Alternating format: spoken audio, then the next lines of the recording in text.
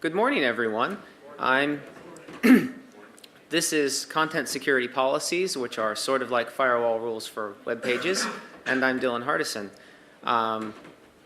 If you would like to know what I do, I currently am responsible for the bug tracker that Firefox uses, which is bugzilla.mozilla.org. And about 5 months ago, I made that a little bit more secure, and I'm here to tell you how to do that and how you can make your stuff more secure. This is kind of funny because you're here to listen for about 50 minutes to me explain an HTTP header to you, but I kind of think that it's a little bit of a magic incantation, and maybe we'll actually need all of that time. Okay, so Content Security Policy, also called CSP. I'll use CSP and Content Security Policy interchangeably in this talk, and I don't mean the programming language thing, which would be more interesting than this. So Content Security Policy is a response header. This means it's a header that gets sent with the response to a web request, and when that happens, it has a list of directives that the web browser interprets to provide restrictions on what that web content can do. There's a few other directives that don't actually fit neatly in that box that if I have time I'll explain, but they fall outside of that definition, but it's still mostly about security. But that's useless without some demonstration. So let's go for a little bit of a ride. Okay, so one of the things that's a pet peeve of mine in reading documentation about this, not reading documentation, but reading people's plans, is I'll see, okay, we're going to take my application and we're going to write a content security policy. And like, a content security policy, like if your entire app is like one page and maybe it's really simple, you could probably do that. But I mean, that's like saying I'm going to write a firewall rule. So I kind of talk about content security policies because you might have a complicated application with different resources that each have different needs. But if your quarterly goal is just to implement a CSP, you could probably write this and you're done. There you go. Your page is going to look pretty much unstyled and blank, and it's not going to be able to execute JavaScript. You can actually submit forms though, so you can still do Web 1.0 stuff. But if you don't want to submit forms, you can also have a rule that says you don't.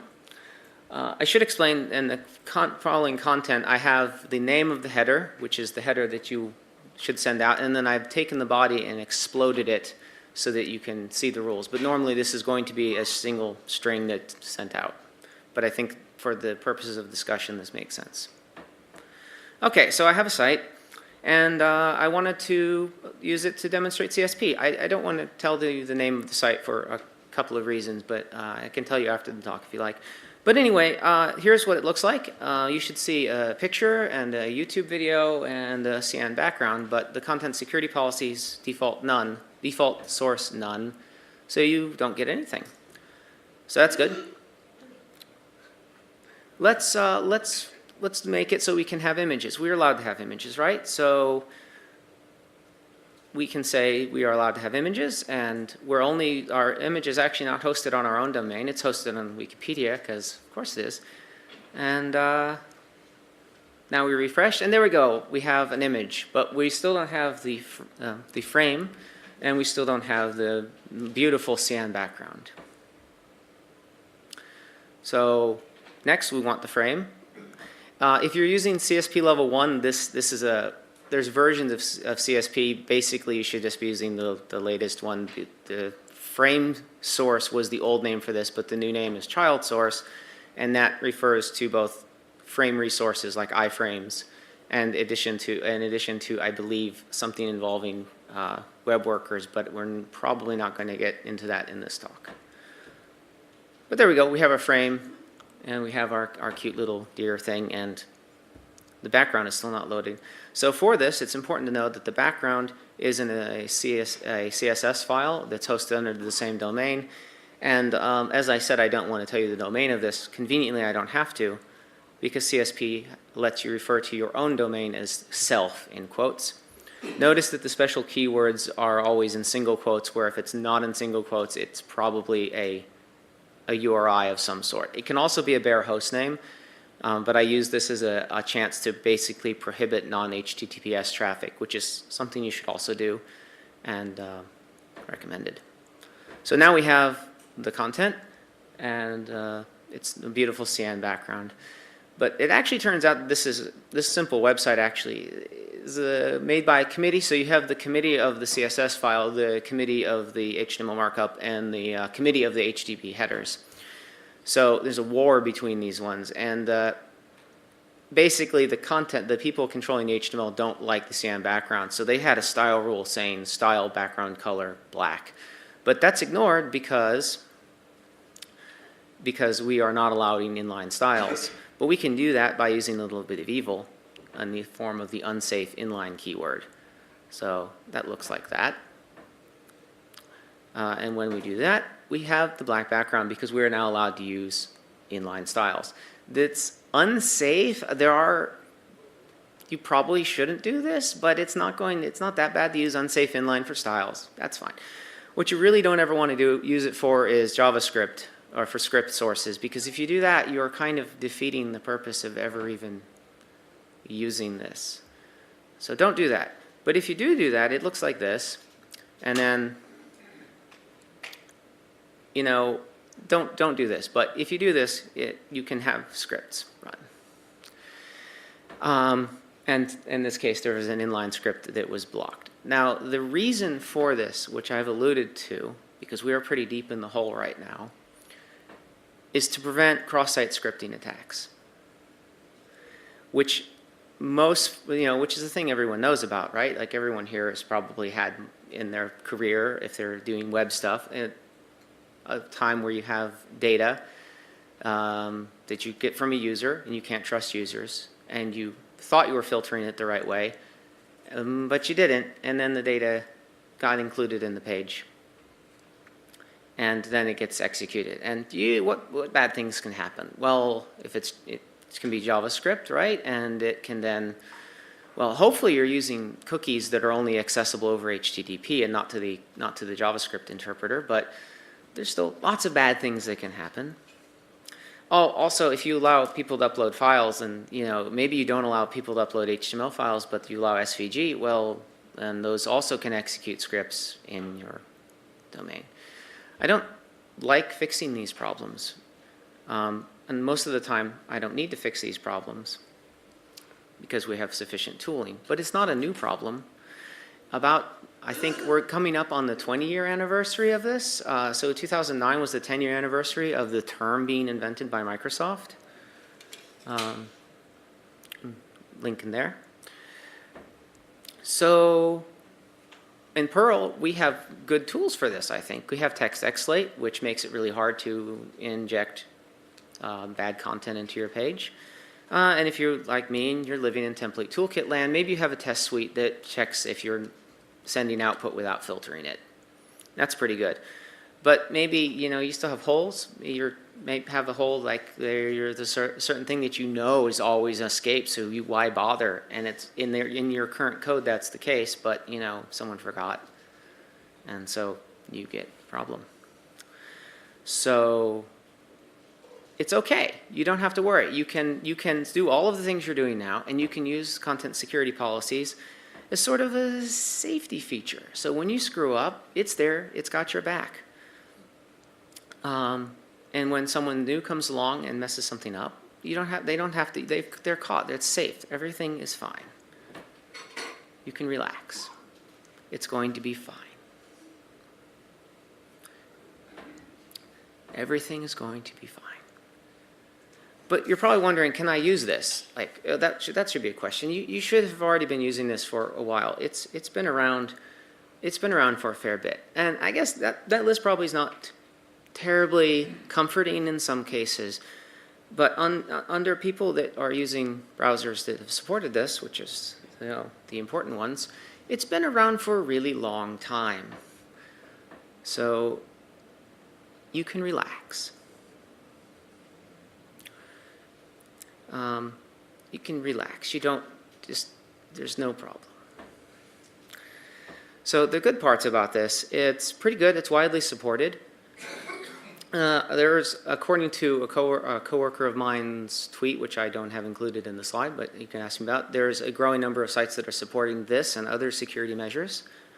Github has actually been doing this since 2013, I think, and they've written some really stellar articles about it, which you should read after you see my talk. But let's take a look at GitHub's content security policy, just so you get to see one in the real world. Well, my example was also real, but this is more real. This is what you get on the main GitHub page, and GitHub actually does something really smart where each individual resource can have a different rule, and this is the same model that I recommend implementing, and is in fact the model that I implemented, where you view each of the resources or types of resources that your page returns, and you add security policies to them.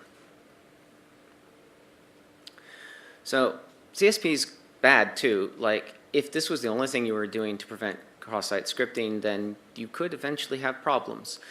There are multiple different attack vectors if you don't lock down everything, and even if you do, there are lots of bad HTML inputs that you can put in that cause problems. For instance, you do allow images, and maybe you allow images to Gravatar. I allow images to Gravatar. Gravatar gives me my users' avatars. But maybe they're maybe if someone can inject a new image, they can send the URL to Gravatar with a query string, and that query string is the rest of the document, and then you've leaked something to Gravatar. Maybe you trust them, so maybe it's fine. Really, CSP is neutral. When you implement this, you'll have made it harder for people to find problems. It will be more challenging for them. They will have to try harder. You can just sit there and know that you've made their lives more difficult. So talking about making lives more difficult, before I knew anything about this, a colleague of mine came to me and said that I should do this. April came to me. April King is in charge of security and stuff at Mozilla and is basically my mentor on this particular topic and many other topics. And about a year ago, April's like, you need to just do this CSP thing for Bugzilla. You should just do it. It looks easy. And it's something that we have been considering for a long time. I believe the initial request to do this is 7 years old. And like many things that were requested 7 years ago, it wasn't done. But I'm sure it's a problem I can fix. I was sure that this was a problem that I could fix. I'm a professional. I can get things done, and it shouldn't be very hard at all. And you're probably thinking this too. This is just an HTTP header. I can do that too, right? You can do this. We can just make it work. What we need is a plan, and so what can we do? We have a large application. I have a few hundred files, lots of inline messy JavaScript, but we can write tests and go in and find all the cases that we need to fix, and then we'll know when we're done. Yep. For me, this would have been a really daunting task. Probably could have gotten it done in a year, but it didn't seem like it was going to be great. So I thought, I'll fix just 2 of the pages, the index one, so I can game a system and end up looking really good, and also the place that's changing the most often, because if I secure the place that's changing the most often, that's theoretically the place that will have the most problems, I think. So that was the plan. It's got to remove all of the on-event handlers. So if you have HTML elements that want to respond to events and it's an old application, maybe you go, you have a button, you say on click and a JavaScript function call. Those, you should remove those. There's a way of not removing those, but you should just remove those. You also need to remove all of the JavaScript links. And, well, you have to remove all of the script tags too. That actually ends up being okay. So I went and I did these things. I started tearing apart the code. I removed many of the on-event handlers and started rewriting them in a way where they were just all defined in the central place. but I wasn't getting done. There were so many places. It was a really big mess. It was like I was whacking at it with a hammer and not making much progress. Meanwhile, I should mention this wasn't the only thing I was doing. We actually had some cross-site scripting vulnerabilities, I believe last year, that I fixed quickly, but I felt a bit harried, and it was really stressful, and I had to get this done. I really wanted to get this done, and I just felt,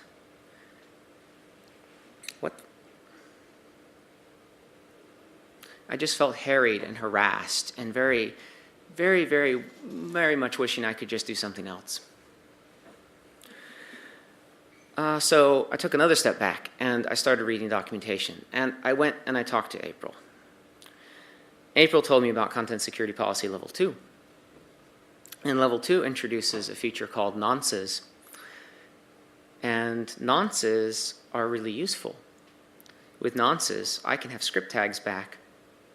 So if the content security policy has a source that that begins with nonce and is a random value, I shall stress random value, and I'll explain that briefly in a minute.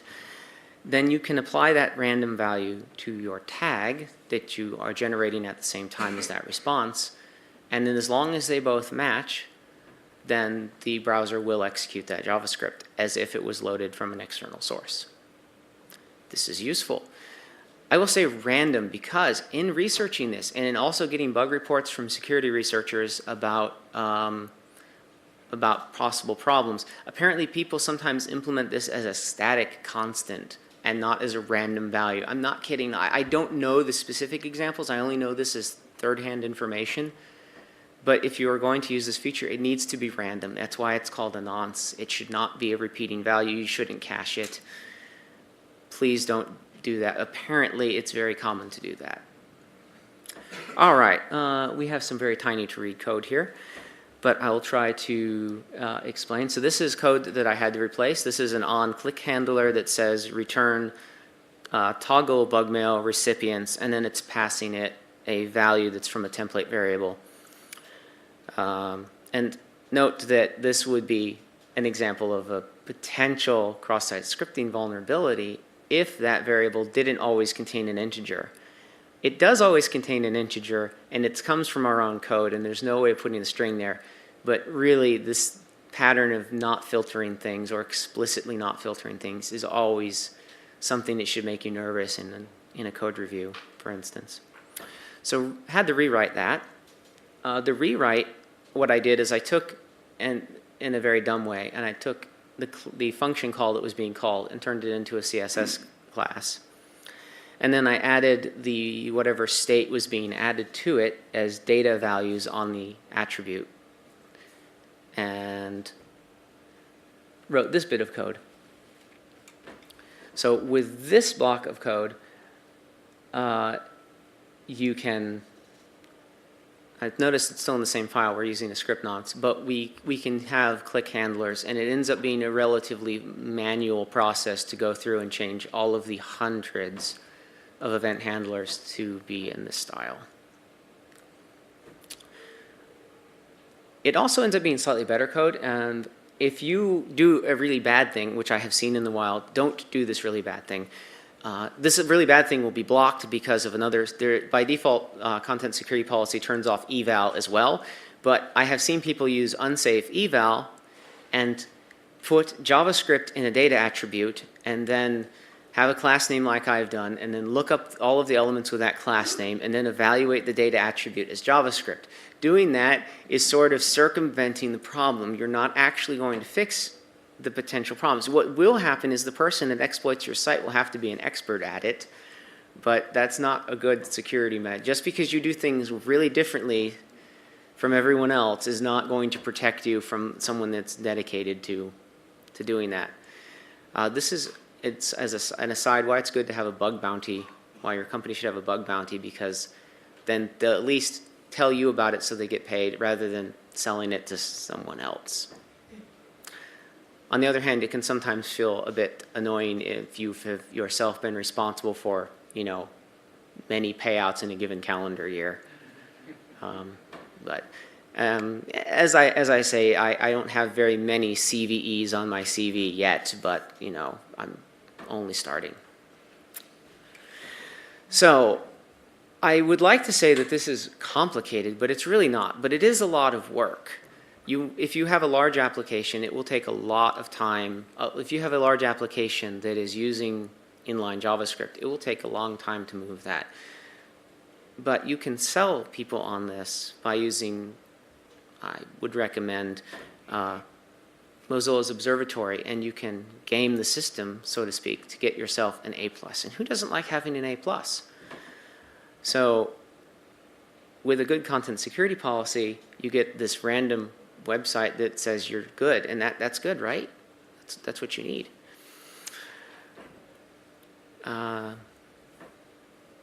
But the road to getting there will be a little bit maddening, because there's other things that I have not mentioned that you should be aware of. If you use, our previous mention, if you use unsafe inline on styles, that can probably be fine. However, I have seen cases where people have used unsafe inline on styles, and then there is a place where they got to inject not functioning JavaScript code, but code that was a style that hid elements, and then added a link that linked to another site that looked exactly the same as the target site, except the domain was different, and then asked them to log in again, for instance, and collect their data. So every little shortcut that you might want to make is potentially something bad. Hold on.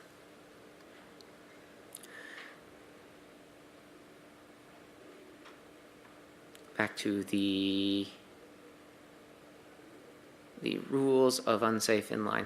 No, the GitHub actually uses unsafe inline on styles, and I think that's a conscious trade-off that they've made. These are just a few of the content security policy directives, and there are others that are not mentioned here that are useful that should also be none. Default source none is a great way of starting out, but if you ever have default source that's not none, I kind of recommend that you set object source, object SRC, to none, because that will control the loading, I believe the loading of plugins, such as Flash. And if you're not using Flash, why would you want someone to be able to call out to Flash? Addition to this, if with default source none, this particular page could not make any AJAX requests or any, using the new API, any fetch requests to other domains. Any site that you wish your application to talk to, you will need to list in the connect source attribute. I didn't have an example site that was using that for this talk, so I could actually show you what I have in production, but I didn't want to highlight any of the shortcuts that may or may not be in there currently.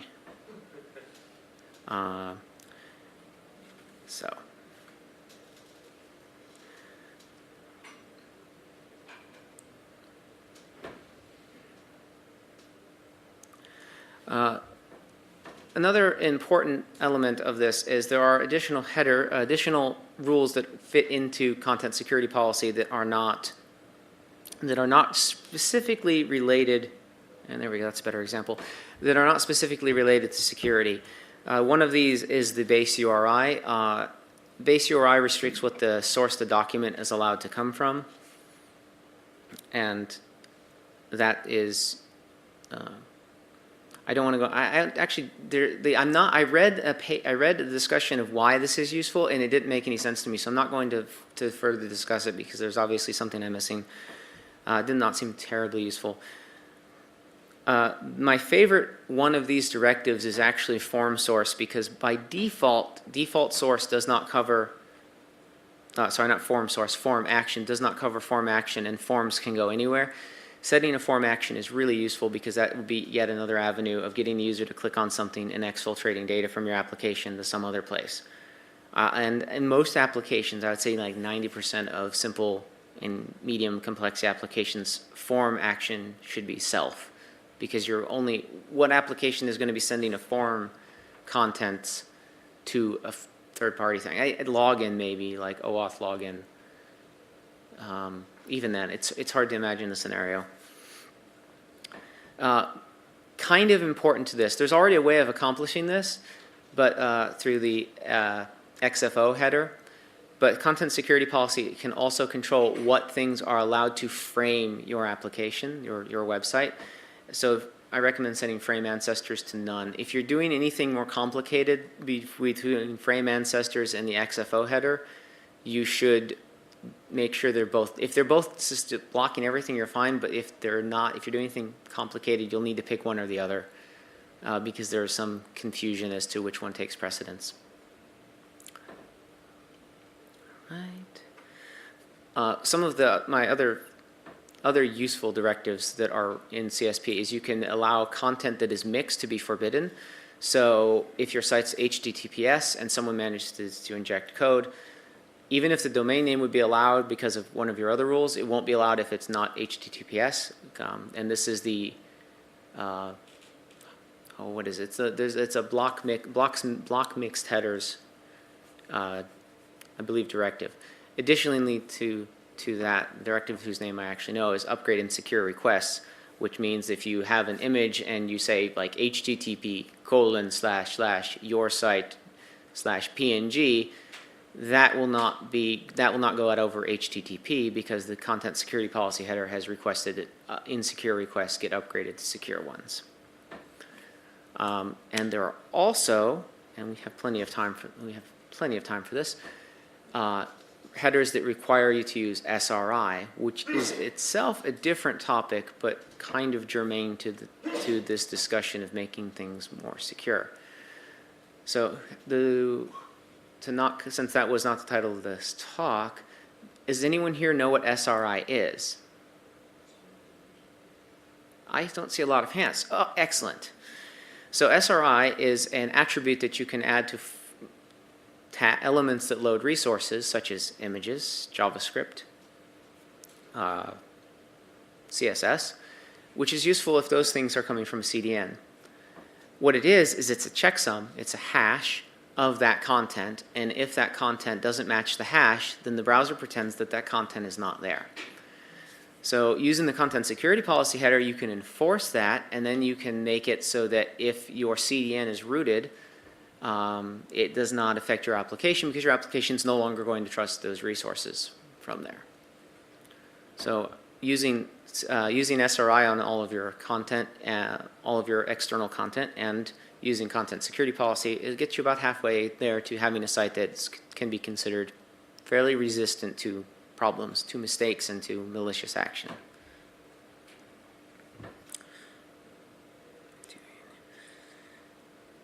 Which is part of the reason why I managed to get an A+. I feel a bit weird that the application that I work on, which is in the grand scheme of things not that important, is more resistant to these types of attacks than my bank.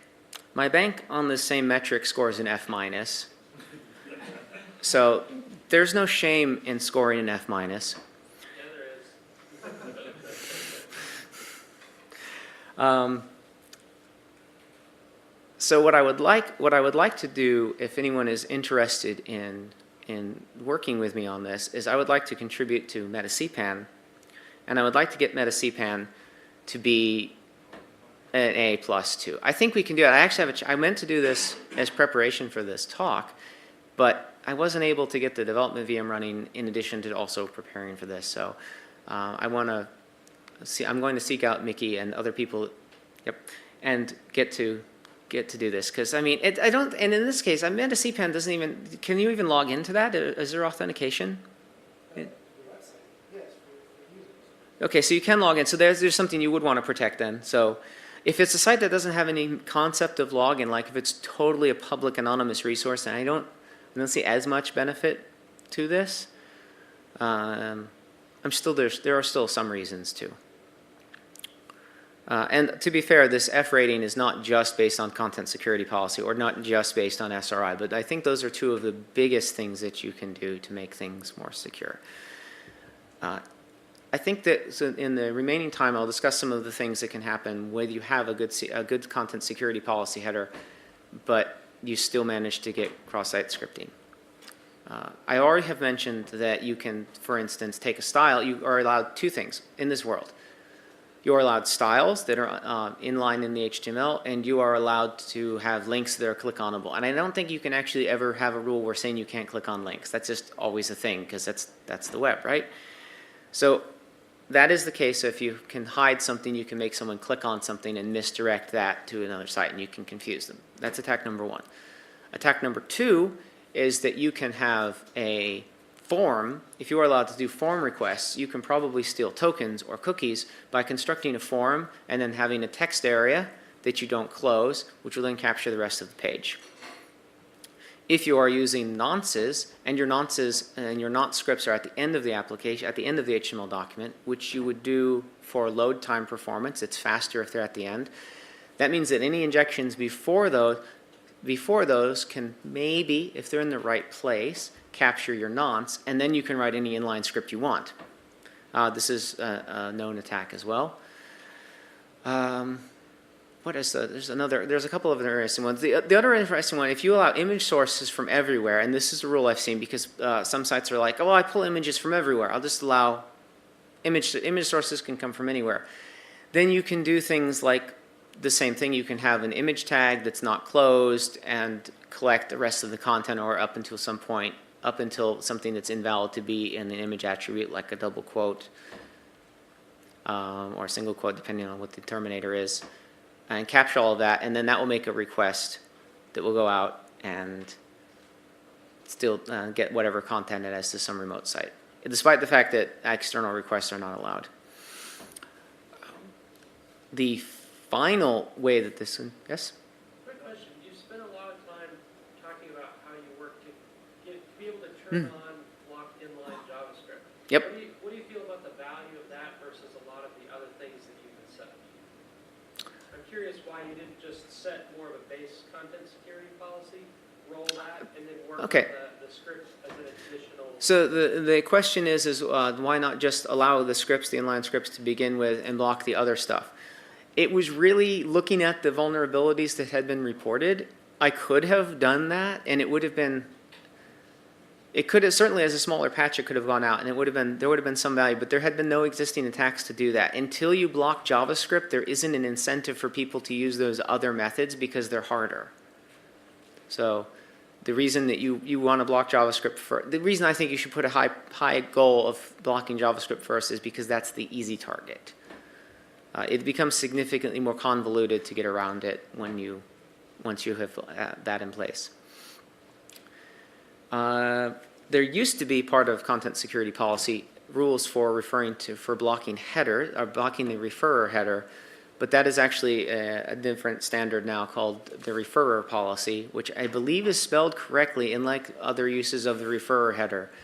So there's a referrer policy which is very useful in conjunction with this, because now, remember how I said that you can have links? So links can leak information all by themselves. If the user can inject a link to their own site, and they do this from your login page, and your login page has some sort of valuable token in the URI, in the address bar, and they click on it and they go to the site, and both sites are HTTPS, they will see where you referred from, and you'll leak that information. But with referrer policy, you can tell the browser, recent ones, that you do not care, you do not ever want to send a referrer policy ever. You can say you don't ever want to send the referrer header out of your domain, and you can say that when you leave your domain, only part of the referrer header you want to send is the domain that you're on, so that the site that you're linking to will know that you came from, they'll know that you came from foobarbaz.example.com, but they won't know like your password token or something similar to that. I haven't actually had to deal with information leakage through the referrer header in a while, but looking at lists of vulnerabilities prior to this talk, I made the decision that referrer policies are a really good thing to implement. Two good questions. Sure. One is this mostly implemented at the web server level, or is this done per script? I did this per script. And this is actually, so the question is this done at the web server level, and is this done per script? And this is a really great question and a point that I should have expounded upon. from the 900-mile view, you would think of this as, oh, I'm going to set this one header, and I'll set it at the application, at the load balancer level, for instance, and not have to worry about it. But it needs to have knowledge of what the application's architecture is, what requests it needs. And I think that it should be done per script, at the very least per family of scripts. So if you have, and when I say per script, I really mean per resource. So under a more modern Dancer application, you would have maybe a /admin that lets you set configuration parameters. And maybe on your admin, maybe that's a really simple page and it has no use of doing AJAX requests. So you could have a content security policy for that where there's no AJAX requests allowed. There are, because it's just a form submit. For instance, in that same situation, maybe your form action has to point to the same page. You could say that form action is only the same URI that you're on, which means that you could never accidentally, I mean, it's hard to imagine a situation where there's a vulnerability in an admin page, but it happens. Perhaps the admin page shows users and you don't escape their name, and someone's name ends up being a script tag or a form tag, and it steals away the passwords for your memcache server. So definitely, to summarize, you should definitely have a policy that is specific to the resource that you're serving. And thank you for this. There's one other thing that you should realize. You should set a content security policy on your APIs. Under a number of circumstances, I have found APIs that can be tricked to produce HTML. And if those APIs are under the same domain that your regular content is from, you can inject JavaScript in there. And then, assuming it's persistent, like it's a link that you can send to someone else, like for instance, it's a REST API, but there's a parameter that you can set to the REST API to make it return HTML. And it happens to echo a parameter that you pass into it, such as if the REST interface for getting a parameter by a particular name, and you give it as a name, script, alert, document.domain, close tag, and then you also ask for the JSON response to be HTMLified. What you can end up with is a nice HTML page that runs that script. You can give it to someone else. When they go there, maybe they get authenticated with their cookies. Maybe their cookies are not HTTP only. That happens. And fun stuff can happen because the document source is the same as your application. Another way of protecting against this would be saying that your API is on a different domain, although you should make sure that it's a totally different domain, like a public suffix, and not at all related. Or you can say that your API says content security policy, default source none, form action none, and then your APIs can't be interpreted the wrong way. In addition to APIs not being interpreted the wrong way, JSON APIs, also be aware that under many circumstances you can end up with, if you have a report that is CSV, you can easily trick JavaScript parsers into thinking CSV is valid JavaScript, which will then also be executed from that domain. But if your CSV download is, there's actually two ways of solving that. You can say that it's an attachment type so that it just gets downloaded. That's good. Or you can just say that it's default source none, form action none, and then it can't. Well, actually, in that case, it doesn't actually matter as much in that case, but it's still, in general, things that are not web pages should have content security policies that indicate that they can't do anything. And this is probably the first thing you can do on an older application is say none of my APIs are producing active content. Any other questions? Sure. I'm glad you asked. That is the child website child, or the amazing work of my coworker, who we will go into live demo territory now. Somehow, oh yeah, I have my IRC window open. Why is everything over there? This is not cool. Why isn't it mirrored? Does anyone know how to mirror a display on a Mac from the keyboard?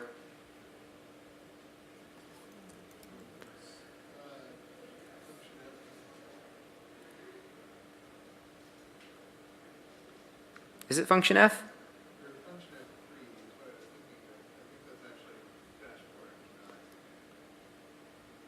Mirror displays. Here we go. Everything is fine. I can actually see things now. All right. So the scans, let's not have that open. You didn't see anything, I don't think. I probably didn't leak any secrets. No, I want to close all of the tabs, damn you. All of those tokens should have been expired.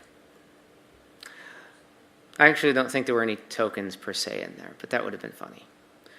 And it's all this gentleman's fault for asking me to show you how you can scan things.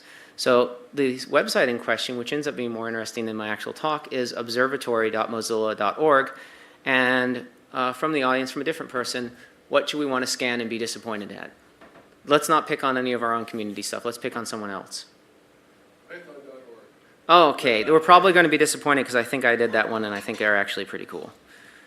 We'll just humbly admit that that they have a better score. Nevertheless, an F on this doesn't mean anything bad. It just means if they screw up, that there's nothing to catch them. This is a safety blanket. I can tell you now by how long this is taking, it probably hasn't been already scanned because I believe the results are cached. By the way, this is, ooh, it's a C+. That's great. So python.org is only slightly worse than bugzilla was before I implemented this. As you can see, implementing content security policy will get you 25 points. Or not having it will take away 25 points. Which is why that's the first thing I want to do to meta CPAN, because that will get us out of an F territory. So there you go.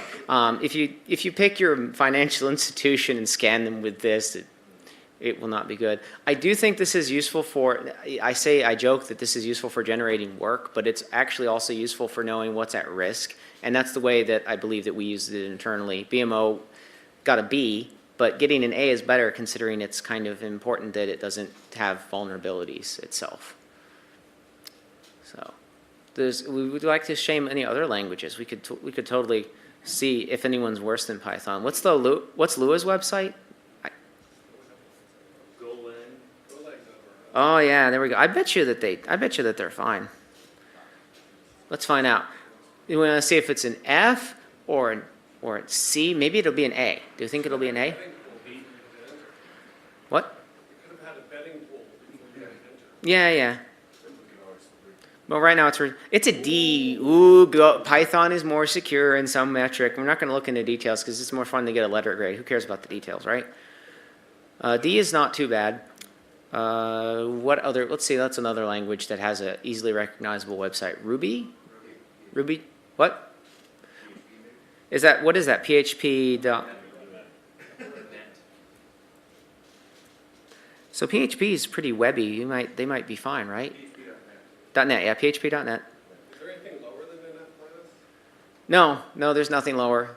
If there was, my bank would have probably gotten it. My bank did. Does your bank at least have case-sensitive passwords? Case sensitive. I'm not going to talk about what possible problems my bank has. It has many. Enhance the URL there? Example.com. F. Hey, wait, does that mean that MetaCPAN is worse than example.com? Yeah. It's, we're pretty good. I think add-ons is another Mozilla property that went through this endeavor. Yep. So let me just, I will be honest here. This is a metric that a coworker of mine at Mozilla has come up with, and it happens to rate our properties quite highly. So, it's obviously not perfect, but I think that an F rating is an indication that you could expend some resources to prevent future mistakes. And I will stress that an A or an F doesn't mean that you are insecure or secure. It just means that when something bad happens, you will have some recourse. That is what content security policy is about. Are there any other questions? Yes, sir. So all these directives are directing the browsers to honor them, but if somebody wasn't using a browser, like a headless thing that they then... Yeah, it's the user agent's responsibility to honor them. So like if you were If you're not a user agent, you're not going to be interpreting JavaScript. You might be loading images, and that actually gets into a question of when you're doing an HTTP agent, how much like a browser does it need to be? I didn't think I repeated the question clearly, so I'll do that and back up. The question was, if you do something that's not a browser, like Catalyst requesting a page, does it honor that? And in general, no, unless you're using something that approximates or emulates being a full browser. And among those, I don't think that any of them do, like Mechanize certainly doesn't. If you're using a headless browser or something like a Selenium WebDriver thing, then that's going to. But no. So we're at I'm about done. Are there any other questions? And one of the things I would like you to take away from this three things. That one, you don't just go and write a content security policy. I've seen this in blogs, but to me, it really grates. It's a grating experience. It's like, I'm going to go write me a firewall rule. That doesn't make any sense. It's contextless. The second thing is that if you can do nothing else, make it so that your APIs that may eventually accidentally return HTML have a content security policy indicating that nothing is allowed to run. There are actually lots of places that have that as a problem. And the third takeaway is that I think that we can go and out there as people that are working on web stuff and fix this, and that we will eventually, not into 2 years, marking the 20th anniversary of cross-site scripting, but maybe a little bit further, being a point where cross-site scripting vulnerabilities are really, really rare because we have so many potential defenses against them. It's already to the point that like finding something that works on GitHub is really, really difficult, and it would be nice if everywhere was like that. So that's it.